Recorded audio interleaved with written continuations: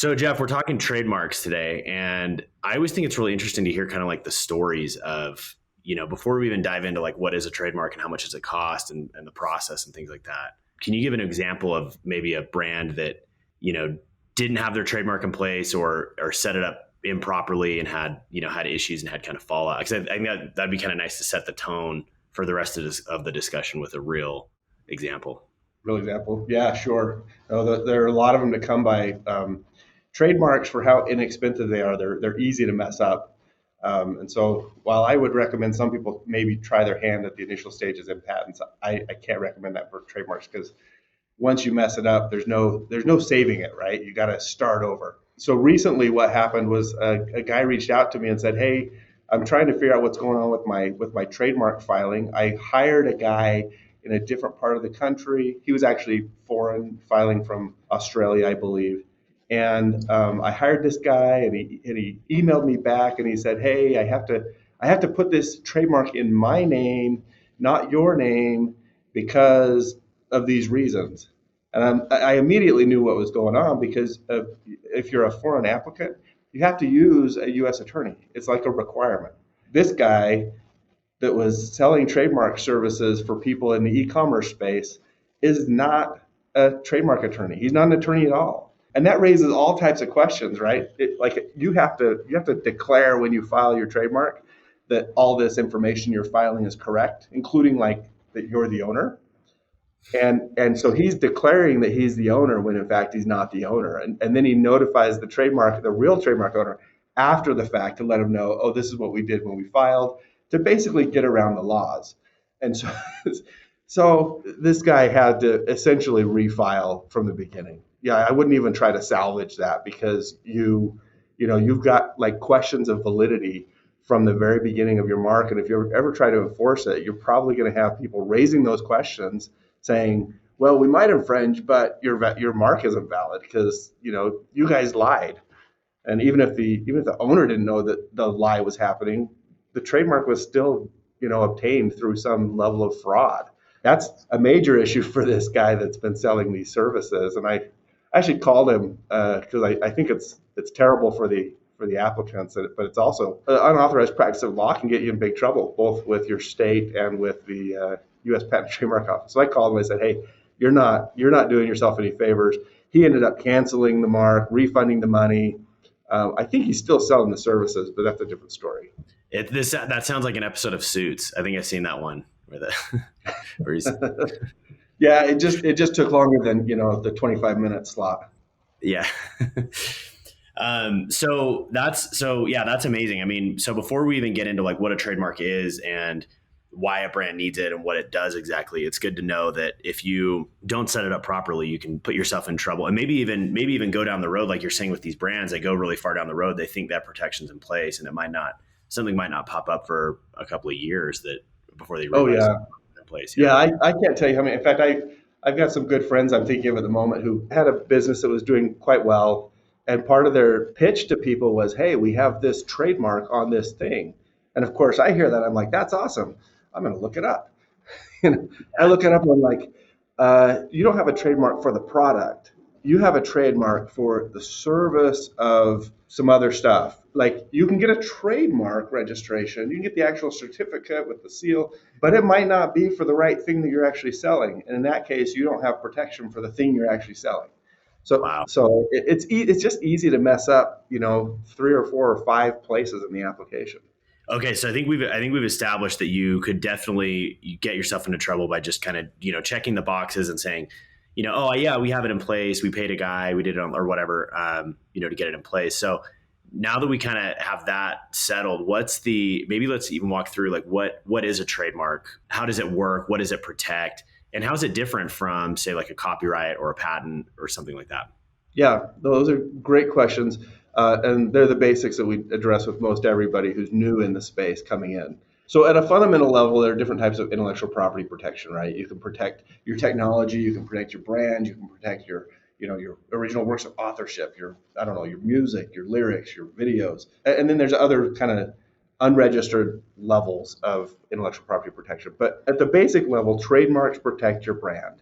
Whatever it is that you're using to create a brand in your customer's mind, whether that's words, images, logos, slogans. It might be sounds even, or colors in some situations. It might be part of your packaging. It might be part of your product design. There's just different levels. All of that you use to signify your brand is trademarkable material.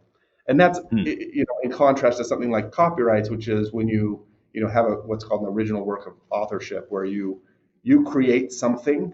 Even if you're not using it for your brand, you can create something. You can paint, you can write music, whatever it is, and you can get that copyrighted. If you decide to also use that as a mark for your brand, then you could also trademark it for the branding side of it. And then on the other side is patents, right? Anything that you create that's technology for the function and the use of something new, you can protect that with patents. Okay, so just to ask a really like a clarifying question. So you could have, with your brand, you could have a trademark. You could have several trademarks, maybe for your company name, your logo, the names of your top 3 products, and your mission statement or something like that, or your slogan. Yeah. But you wouldn't necessarily trademark all of your, like you wouldn't trademark a blog post, or you wouldn't trademark a ebook download or a song or something like that. No, and you also wouldn't trademark, some coach's go-to phrase. We always hear that in like the sports world, like you should trademark that, you should patent that. That, like, none of that applies to those things. It's when you use it as the source of branding for your business. Like, you're consistently using it. You often see people put the TM or the circle R next to it because that's like the consistent mark. We often call it a mark, trademark or service mark. That mark is consistently used to say, this is my brand. And so, yeah, it might be the company name if you're advertising your company and your services. Product names, specific names of services that you have, any of that. It could be levels. You can also get, like, if you have certain certifications that you offer, you can trademark those certifications. And this all assumes, of course, that your brand has some uniqueness compared to everybody else. Got it. Okay. So yeah, that's actually a good segue. So let's talk about what is the distinction between something that is trademarkable and something that's not. If I have a furniture company, I'm assuming I can't just, trademark, hey, I sell a couch, trademark, I sell a table, trademark, I sell a TV, trademark, right? So what is the distinction? What lets you qualify for a trademark? Yeah, the government is basically giving you a right to stop other people from using it. And they're not going to do that if it's, words or phrases that are common in the industry. If it's a brand that somebody else has already established, I can't go get a trademark on Coke and then tell Coke they have to stop using it, right? That doesn't make any sense. They own that, and they can tell me to not use it. So there's really kind of 2 major obstacles or hurdles that you need to meet in order to satisfy the criteria to get a trademark. The first, I call it distinctiveness. The U.S. Patent and Trademark Office calls it legal strength. It really is, how unique is your mark relative to the types of products and services that you're selling. If it describes your products and services, then they'll say that it's descriptive and they won't give you a trademark on it. If they say it's a generic term for the products and services, they won't give you a trademark on it. They can't let you use things that are just generic or descriptive of your services and the services that other people offer and give you exclusivity. So you really have to get above a threshold, which is your mark has to be suggestive, or it has to be a made up word. We call them coined phrases, or there has to be an arbitrary relationship. And the really common example is Apple computers. Apple is a fruit. It's a real word, so it's not made up, but it has absolutely nothing to do with computers, except for the fact that the company Apple has established over time this image in our mind that Apple and computers, like, that is their brand. And so you have to be unique or distinctive relative to the products and services that you're offering. That's the first hurdle. And how far can you push that? So if you're a produce seller, you couldn't say we're the Apple fruit company, but then there's terms like Honeycrisp Apple, like, isn't that trademarked? Or how far can you kind of push that when it comes to unique combinations and things like that? Like Apple couldn't trademark, computer, but Apple computer. So they're kind of putting 2 different things together, right? How far can you go with that? It's an interesting field because, language evolves over time, right? So what we used to refer to, somebody first came out with, the iPod. We now call all sorts of things iPods or uh, personal, what's the older term for stuff? Personal computing device or PDAs. Yeah. I don't even remember what that stands for. Yeah. Uh, Personal digital assistant. That's been a while. Oh yeah. It's phrases like that were new at one time, and now you can't use them because everybody's calling, a cell phone. You can't call your phone. You can't get a trademark on cell phone, even though at the time that it was first introduced, it would have been brand new. Nobody had this association between phones and cellular technologies. So it really is, the threshold is really about requiring a consumer, the people that you're selling to have to make some mental leap from whatever the name or logo or whatever it is you're using as your mark. They need to make a mental leap between that and the products and services you're selling. Mm. I can't just call myself intellectual property law firm and stop other people from doing that. Yeah. But when I call myself intellectual strategies, that phrase, although it's very, very similar to intellectual property and legal strategy, nobody uses that phrase anywhere else. So people have to, at least for a moment, stop and think, what does that mean? What does intellectual strategies mean? And as kind of, anecdotal proof of that, I have friends who are attorneys, and I've been friends with them since I graduated from law school 20 years ago. And they're like, wait a second, Jeff, you've got this company called Intellectual Strategies. What are you actually doing? And they know I'm a patent and trademark attorney. They know that I help startups, but I've created this mental leap that they have to make between the name of my company and the services that I offer. And that's good and bad, right? Like, if you could, you would want to have the most descriptive trademark possible and not let anybody else ever use it. Like, Yeah. that would make your marketing super simple. Right. But you can't do that. The legal strength of your mark refers to how far away from your actual product and services you are. And so there's kind of a middle ground where I think it's best to be in the middle ground. You don't have to work quite as hard to create that connection, Yeah. but you're far enough away that there's still a mental gap between what you're using as your mark or brand and the services that you provide. Got it. Okay. So that's the first one. So distinctiveness, and then what Yeah. was the other? What was Distinctiveness, and the other one is likelihood of confusion. So Got it. distinctiveness is all about your mark relative to your products and services. Likelihood of confusion is about your mark relative to other people who are already out there, right? I can't, like I said before, I can't go out and take the word Coke, even though it's a made up name, I think. I can't take that word and just use it for myself because it's too close to what somebody else is already doing. In fact, it's identical to a famous mark and they're not going to let me use it. Mm. Right. So I can't go in and I can't use a name or a picture that is a copy of somebody else's existing brand. Mm. And I can't use a name or a picture that's too close to somebody's existing brand in the sense that it might cause confusion from the consumer's perspective. I've got a client who makes a consumer product and they're in the process of buying a domain from another company. And part of the reason for this is there's a potential that people who are buying a product from one or the other of these companies could call the other company. And they could say, hey, I bought a product and I had a question about it. And they're like, that's not us. Yeah. Right? Because there's a level of confusion about who that came from and who's the business that they're dealing with. So, and it's all about the consumer's perspective there. So that makes total sense. Something that you actually made me think about that I've never really thought of is so there's obviously you couldn't start a company that like to your point, you couldn't say, hey, we're an energy drink company and it's called Coke, but it's not Coca-Cola, it's called Coke, right? You couldn't do that. But what if you chose, as it relates to the branding of your company or say a domain name, what if you had let's say you had a company in Utah that did pest control, right? And you wanted to find a search that was a term that was very searchable. Would it be possible to call your company? And let's say you got the domain utahpestcontrol.com or something like that. First of all, could you trademark something like that?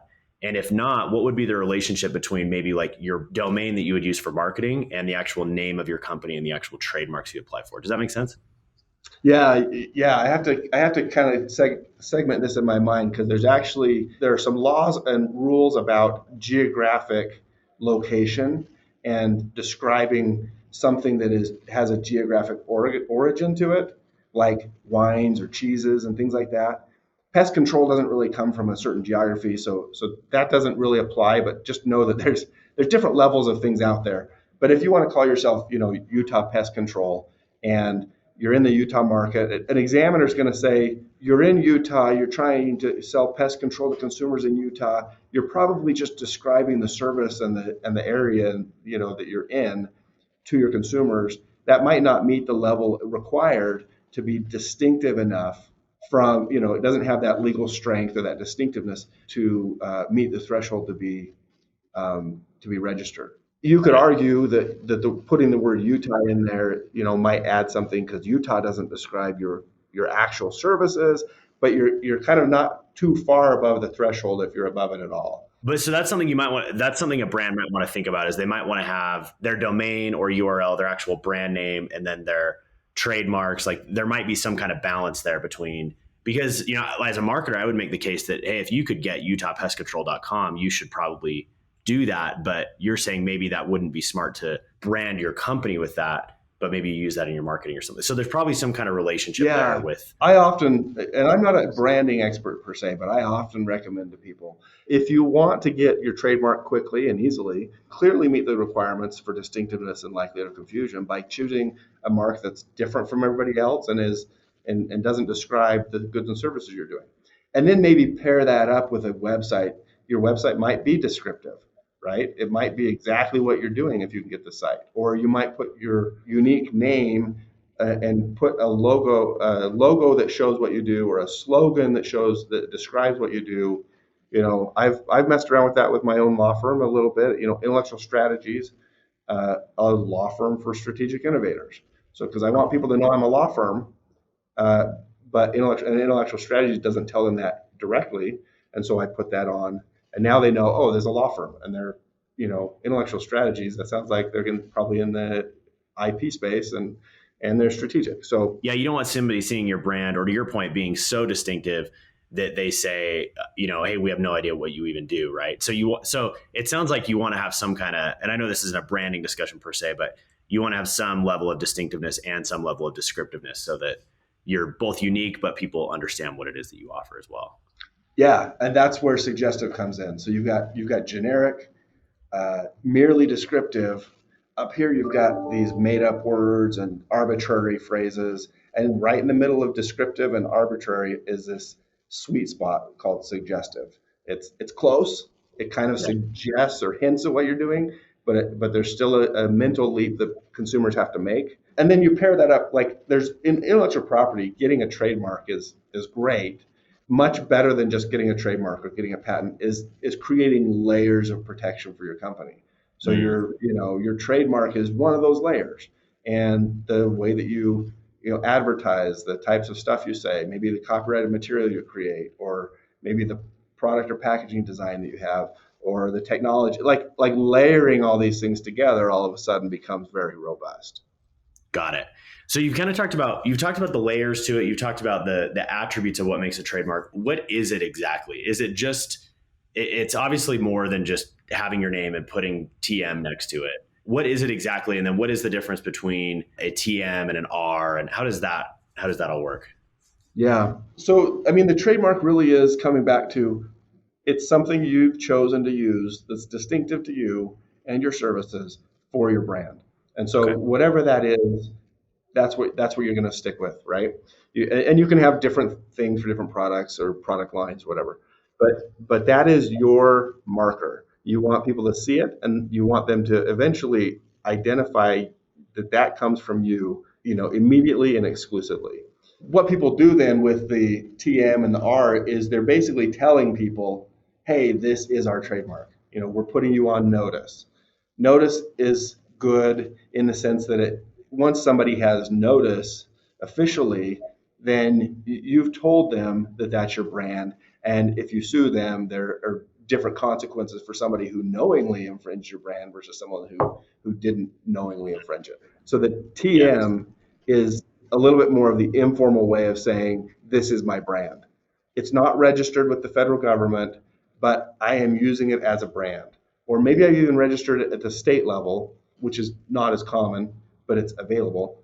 It's just not registered with the federal government, but it is my brand. I'm using it that way, and I want you to know it. So I put a TM next to it. You might also see an SM sometimes for service mark, although a lot of people don't distinguish at that level.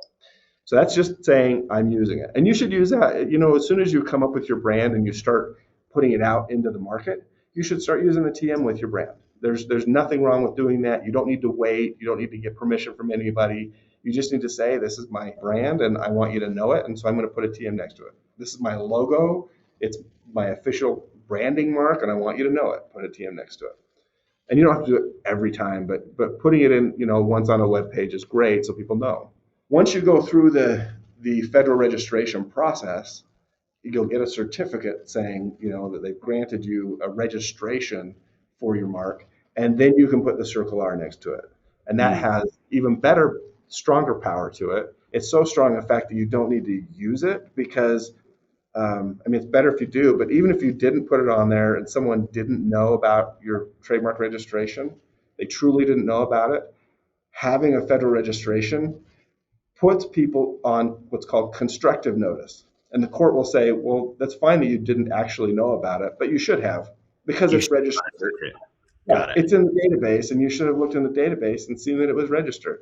Yeah. So even if you didn't know about it, you should have, and you're still going to be held liable for it. So can a normal person, not an attorney, find that database and search that? So if they're looking at different names? Yeah, it's a little funky to search sometimes, but it's pretty straightforward. It's just on the U.S. Patent and Trademark Office website, uspto.gov. Interesting. Yeah, and anybody, there are advantages to having somebody who's experienced help you search, but any company out there, just like you're going to go through, you're going to pick your domain name, you're going to pick your company name, like you should have trademark searching be a part of what you're doing. If you're serious about your product or your company name, you should have a trademark search be a part of that because you don't want to get to your big launch or order your product, your inventory, and have it shipped somewhere. Like you don't want to be down the road really far with a lot of money invested, only to find out at the time you first release your product, somebody says, "Hey, that looks like a great product, but you're using my trademark. You have to stop now." And then you can't sell any of your inventory you just bought.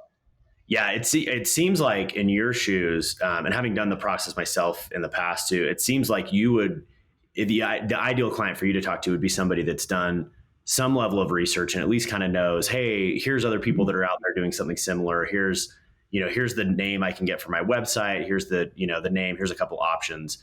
Now I want you to help me formalize it and really find what I'm not seeing. But rather than somebody that just walks in and says, hey, I want to call my energy drink company Coke, you should help me out, right? Yeah. We get all sorts, but I think that like we're helping somebody right now with that exact process. They picked a brand, they had a startup, they raised a little bit of money, and now they're realizing that there are some really big companies with names that are kind of similar in spaces that are kind of similar, and they don't want to go further with that name because they think, well, this big behemoth company might shut me down. I'd rather rename it now than rename it, another $1 million down the road. So we do that. But the other place that I wish everybody came up front and said, hey, Jeff, I'm doing this product and I need to, put all my details in place, dot my I's, cross my T's before I launch anything. A lot of people they're excited and they're on a budget and they want to get going faster. And so we actually see in the e-commerce space, we see a lot of people who are on their second product or their third product. They've done it, they've had some success, but they've also found out there are a lot of bumps in the road if you don't do it quite right. So when they launch that second product, they're coming to us saying, hey, I now understand what I need. I've done some research, just like you mentioned. Let's do this one right. Let's get the product name right the first time so I don't have to deal with some of the same issues I did on my other product. Yeah, that's definitely a better place to be. So you've chatted a little bit about the advantages of protecting it before you go too far down the road. Now let's jump to the other end of the spectrum. What kind of protection do you have in place? And I know you've mentioned legally, like, hey, you're registered and you're on the USPTO website and things like that. But what's like kind of a real story of, hey, I have this trademark, I've paid to protect it, I've done all I've crossed my T's and dotted my I's, I've done everything right. What's an example of some kind of protection that I would have in place or something that I would be able to do with that? Let's maybe use the e-com space because you and I both love e-com, so if you're an Amazon seller you have a Shopify store. What could you do with that trademark now? Yeah, so this works both ways, right? If you don't have your stuff in place, you become the target, and when you do have your trademarks in place, you can actually be more protective of your brand. So a lot of these online forums like Amazon and the social media platforms like Facebook and Instagram, they actually have very streamlined, maybe too streamlined, of processes where you can submit your trademark registration to them, and you can then in Amazon's case, you can get on their brand registry, and it accelerates your ability to have some remedies against infringers. In social media Hmm. platforms, once you submit your trademark to them and show them that you actually have a registration, they will pretty much immediately go and shut down other people. They'll turn off sites that infringe, and they'll let people know, hey, your site was turned off because there was a trademark infringement claim against you. And then you pretty much, I've seen both sides of this. You pretty much, if you're the target, you have to go and figure out who's trademark, like who even shut me down. Like they don't necessarily tell you who shut you down. So you got to go figure that out. And it puts a lot of burden on the people that are getting shut down. If you were to go to court, you'd have to have all this evidence and trial before you came to a conclusion. But very practically, you can go to the social media platform. You can say, these guys infringe my trademark. I had somebody here in Utah who had a mark. They were just launching this new platform. They wanted to create a community around it. And they got shut down by somebody out of Italy who had a trademark with the name, a similar name on it. Wasn't even for the same type of thing at all. But they came in and they said, hey, and they did it across multiple platforms. And these guys had to then navigate that because they didn't have their own trademark. The remedy for them would have been to say, no, we actually have our own trademark, so turn us back on. Because they could have gotten, potentially have gotten a trademark for their own name and their own services because those were so different from the people in Italy that, were trying to shut people down. No, that makes sense. And that's cool. I never really thought about that, like the court of the internet, right? Like instead of having to go file a lawsuit, it's like you can do those submission processes. I've actually been on both sides of that too. There's a, and that's actually really effective. We've had a client that had to recapture a domain name that somebody was sitting on, and they were able to do it through submitting a trademark, saying, hey, to GoDaddy, they basically said, hey, we own this trademark in this category, unless that other person could put that up. Yeah. I forgot about that. That's really interesting to think about doing that. Yeah. So just, I guess as a summary of what we're saying, trademarks you can be targeted really quickly. You can target somebody else really quickly. And then also if you are targeted, you can defend yourself really quickly if you have your own trademarks. And if you don't, for better or for worse, these people have just made it so efficient that there's no other remedy. It's like, well, once you get your trademark, come back to us and let us know, and we'll turn you back on. So let's drill in on that a little bit. Let's say you have a really cool product, you've built a Shopify store, an e-com presence, and then you start taking it to Amazon. And something that's really common now on Amazon, right, is you create the Chop-O-Matic kitchen gadget, right? And then there's a lot of people that will go find something on AliExpress or some kind of generic version, and they'll kind of make a listing on Amazon that almost like duplicates yours and start stealing your search traffic. Is that something where if you had that in place, could you actually have those listings removed and submit that? Like how far can you really go with that? That's what the Amazon brand registry is all about. Once you have a trademark, and in some cases, once you have just even your application filed before it's been even examined or registered, you can go to Amazon and you can use that as kind of your proof that they should shut these people down. So if the Chop-O-Matic infringers, the Chop-O-Matic copycats are using your trademark, which surprisingly, so many times that's what they do, right? Yeah. Whether it's on Amazon or whether it's manufacturers out of China, they don't bother to rebrand this. They just take the exact same device, oftentimes from the same factory, with the same brand, and they push it out the back door instead of the front door, and they go sell it on Amazon. That's great in the sense that it's easier to shut them down because trademarks are a lot faster ways to shut down people than, say, patents would be. In fact, we have a lot of clients when they start manufacturing in China. We haven't talked much about foreign trademark rights, but trademark rights in China can be super simple for that exact reason. Your manufacturers are probably manufacturing the copycat products, or somebody else is manufacturing copycat products with your brand on it. And a trademark in China is a lot easier to shut people down with than a patent would do. So. Oh, interesting. Yeah. So what does the process look like at a high level? I mean, I know you've got a lot of content about this and you go really in depth, but is there an urgency to file? Is there I know some things are kind of first file and first use, right? Like if I have my name and I've been using it for 3-4 years, could you just Yeah. come along and say, oh, I like that name, you don't have a trademark, I'm going to go ahead and trademark that? Or does it not work that way?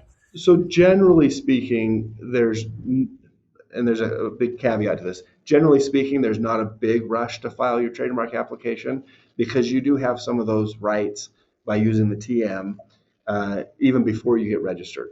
Okay. However, if you're in certain spaces like social media and Amazon or other selling platforms like that, there should be a rush. You don't have to go get it, but you're effectively cut off from enforcing your trademark on those platforms until you have it. And the process is really pretty simple and straightforward. You figure out what your mark is, you figure out what you want to protect or what you want to brand with that mark. You submit a pretty brief application to the U.S. Patent and Trademark Office or a foreign office if you're doing it in other countries.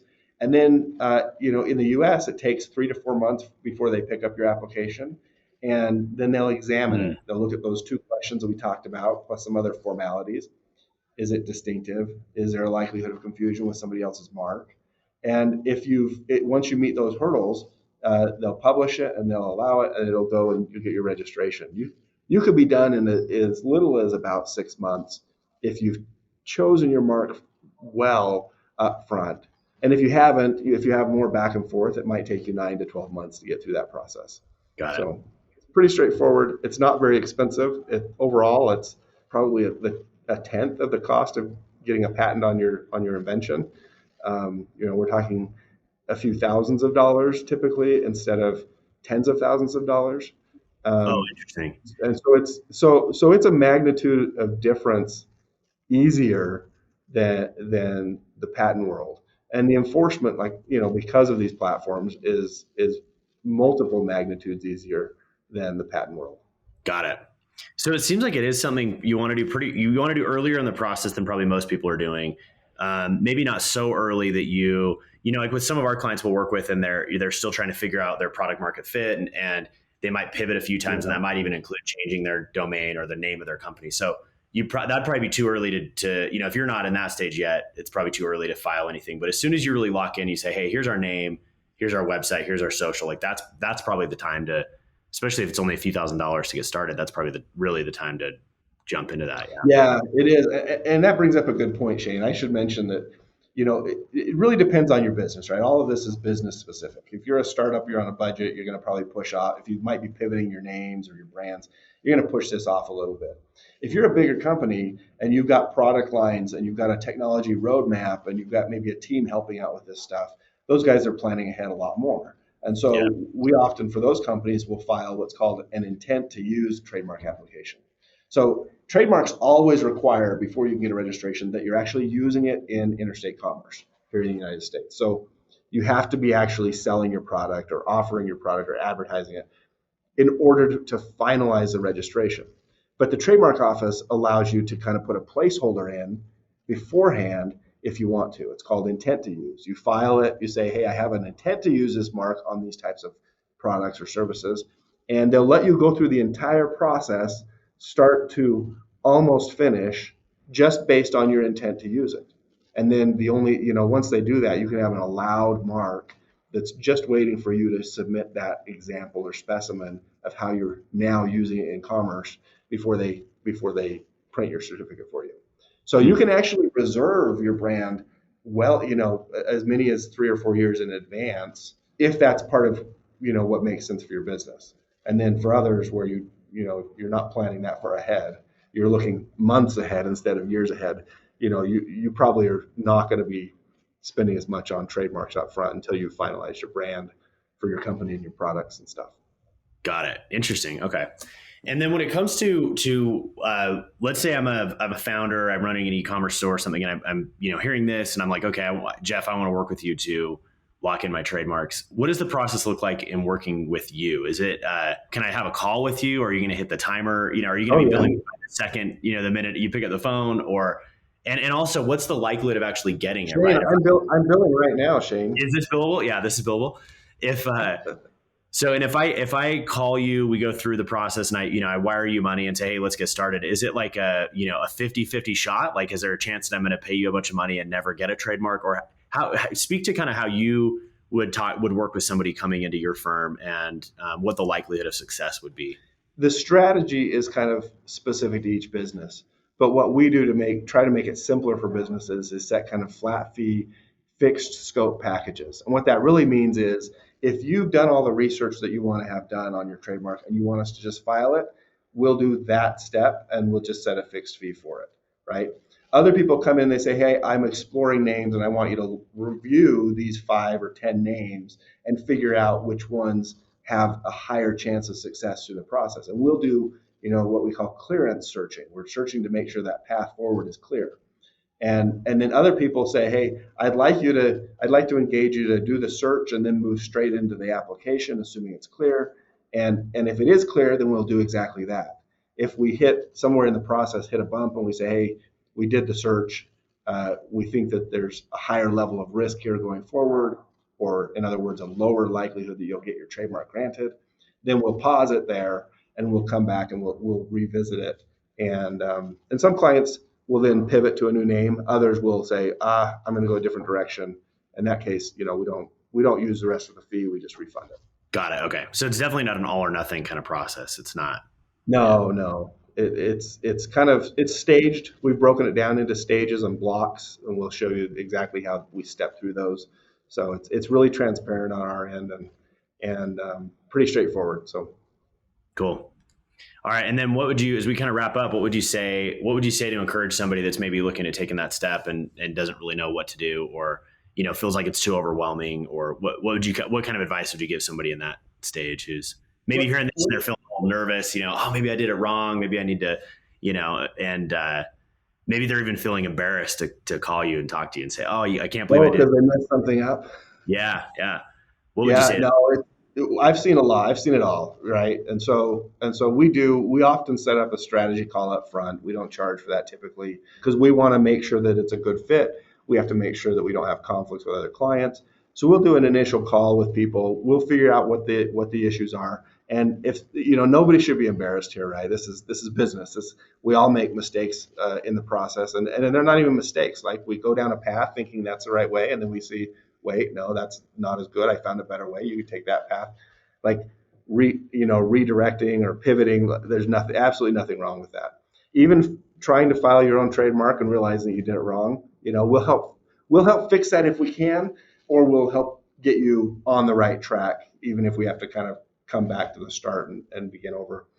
So I think that this part of the business is actually super exciting because people are creating the brand identity.